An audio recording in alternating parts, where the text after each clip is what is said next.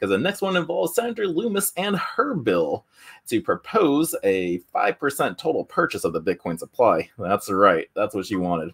So this article is coming from Cointelegraph, and Senator Lummis proposes U.S. government purchase of 5% for the total Bitcoin supply. The pro-crypto senator introduced the Bitcoin Reserve Bill while declaring this is the solution. Now, this is also the answer, and this is our Louisiana purchase moment. Thank you, Bitcoin. And yeah, she did say that on stage. She was the secret speaker. Everyone thought it was going to be Musk showing up there, but it was Lummis.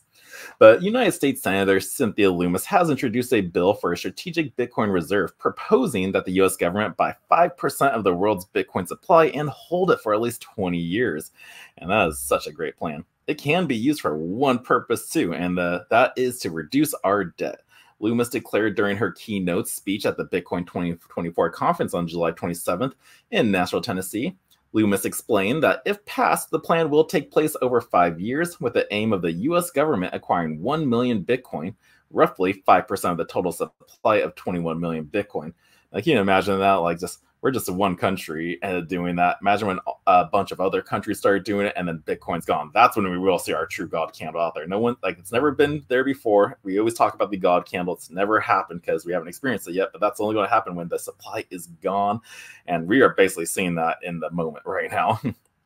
But with Bitcoin price at $68,105 right now, purchasing 1 million Bitcoin could cost around $68.1 billion, according to CoinMarketCap's data.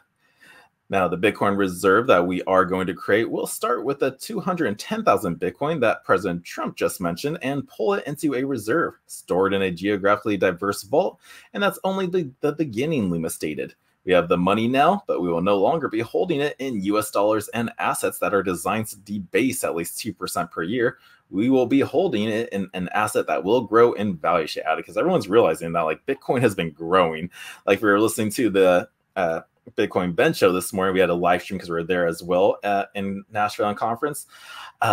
Todd and Janet are telling they're the owner and operators of the crypto club out there, and they were saying, like, yeah, when they opened their front doors, Bitcoin was at $27,000, and up until now, that's like a 3x right there. So Bitcoin is an asset that grows. So this is a great plan.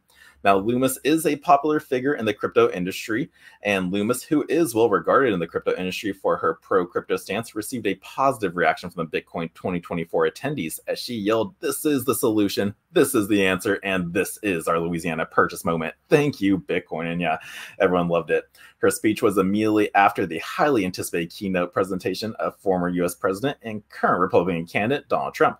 Trump announced his intent to make the U.S. the crypto capital of the world if elected in November, and it comes only days after Lummis released a report arguing against the Biden administration's proposed 30% excise tax on the energy consumed by Bitcoin miners. Now, on July 23rd, Lummis released a report titled Powering Down Progress and Why Bitcoin Mining Tax Hurts America, highlighting the benefits of critical mining infrastructure to the United States and its energy grid out there.